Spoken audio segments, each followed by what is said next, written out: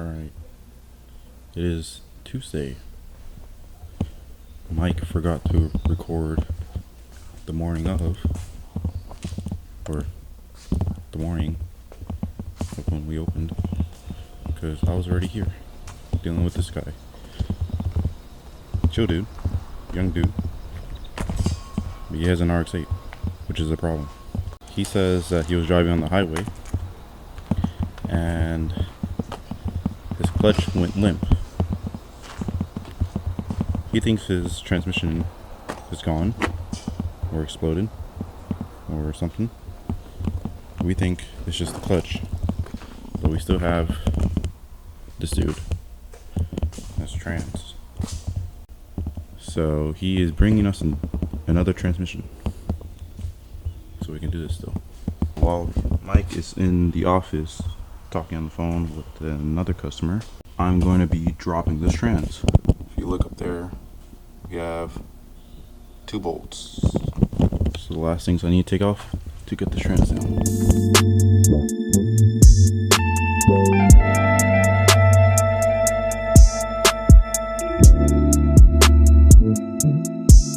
Welcome back. Tuesday, we're picking up with the Z. So transmission was sourced. A 96 Auto TT was sourced. A good one too. So now that that one is out, we're going to press, so this is what you were hearing. That noise was this. So I just took the neck strap off of the camera. See, I'm following your feedback. Wheel. I wish I could remember his name on the fly, but I don't. But you know who you are. Or it could be, I guess we'll see in post, because my microphone is loose. The shoe on the camera feels way smaller without the strap. This Rx8 showed up. He was driving, and when he went to go shift somewhere around 7,000 RPM, he got into the next gear, and then his clutch just stopped working. Clutch pedal went to the ground. Everything it all gave up. Based on that, it could either be, well, he thought he blew up the transmission, which I asked him a very simple question. I was like, okay, well, because he doesn't have any gears while it's running. I was like, okay, well, what about when it's off? All the gears work when it's off. Transmission is fine. What I think happened is that he blew up the clutch at high RPM shifting, but then now that it's here and we're checking it, there might be some other things going on. So we're going to finish with this, at least get it to a stopping point until the transmission shows up, and then we're going to press on with the Rx8. I tried to get all of our oil picked up from our oil drums, and it didn't go well. Apparently India is running the oil pickup program here in America now, and you have to call India first. It's a long story, it doesn't matter. The Z is where it needs to be now, off to the side. We'll move on to the Rx8. We're going to push it inside and begin the evaluation of this thing. Goodness gracious. So apparently there is lore about FDA and Rx8s. The lore is accurate, but yet we keep accepting them. I do it to myself.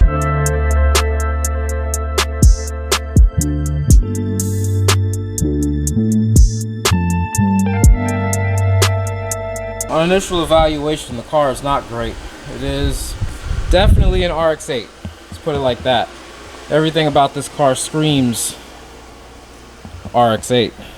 Partially the reason why we don't look forward to these, because of the nonsense. Josue believes that this is the starter wire. It kind of looks like it. It goes all the way back to the bell housing, so. What else could it be?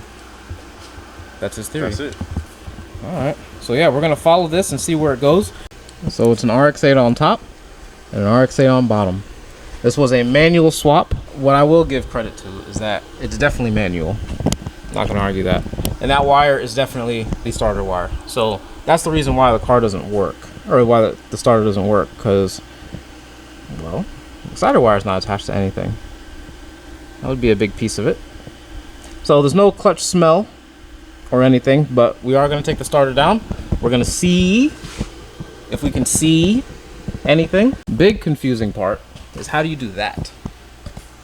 That is oil, a lot of it, and it's right here on the back, most backest section of the exhaust.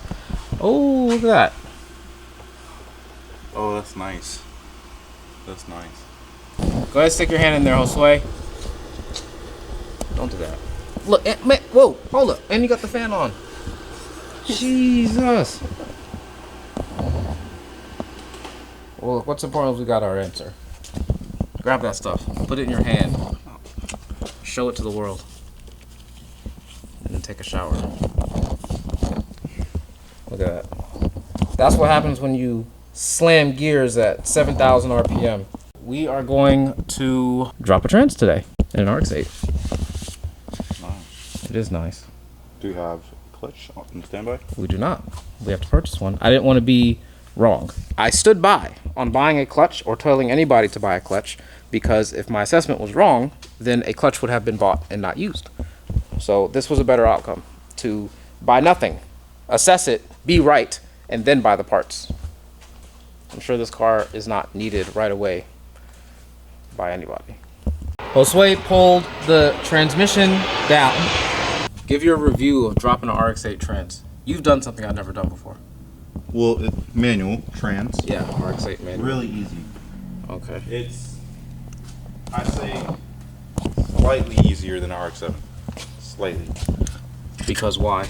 Because there's only 5 instead of however much there are on our RX-7 or stock RX-7. Okay. And that trans I think is a little bit smaller? Maybe?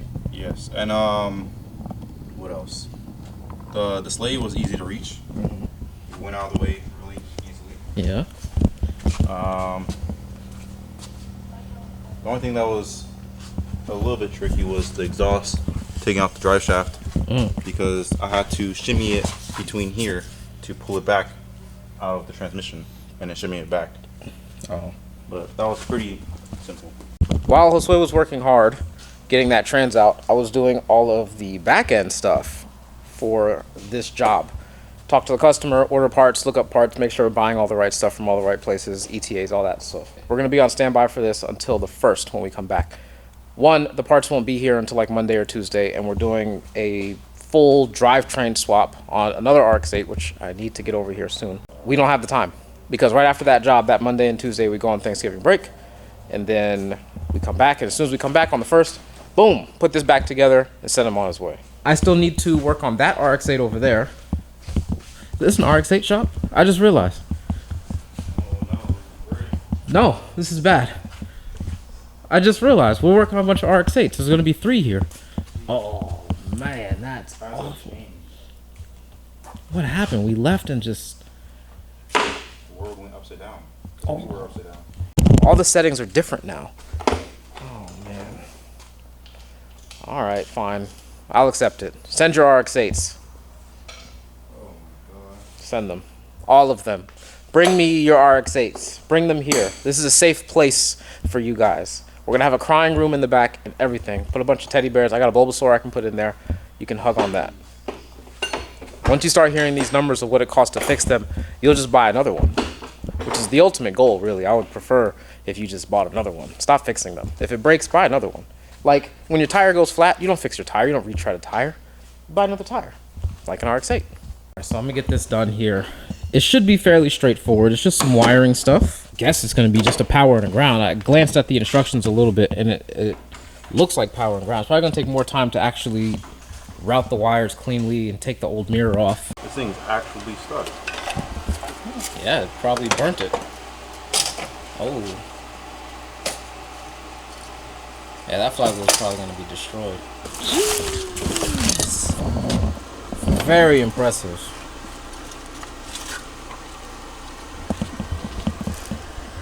Wow, this might have been a new clutch. It just exploded. Yeah, look how much material is on this thing. Yeah, there's some light marks on the flywheel. But no, this probably would have been able to resurface easily. Oh no, never mind. You can feel every single one of these hot spots. You can feel, like, I can't tell if it's... Oh yeah, and there's chips in there. The chips. Yeah. Wow. Yeah, this flywheel's junk. All right, so good call on replacing this. There's that. Completely shelled out. That is really impressive. Yeah, this might just be a junk clutch is what it is. Because even the center section is like janky looking. Sure, if you search up Rx8 clutch, this is probably the cheapest one. $62 shipped. First one that pops up, $15. Shipped overnight. Ooh, look, it was cracking here too. Jeez. So it was gonna explode twice. Stop buying cheap parts. So flywheel comes off, and then this goes into storage mode, and boom, that's it. The TT that we needed got delivered. The owner brought it over, pulled it from, well, it's a long story, but the car that this came from, just say that the stars aligned for this to take place. So the reason why we went through this hassle to begin with is for this port right here. That's where the crank sensor goes. So the pre-96 ones do not have that. And as you can see here, boom, there it is. So this is the NA, and NA sensors are on the top, TT sensors are on the bottom, and that is because all the turbo stuff is right here.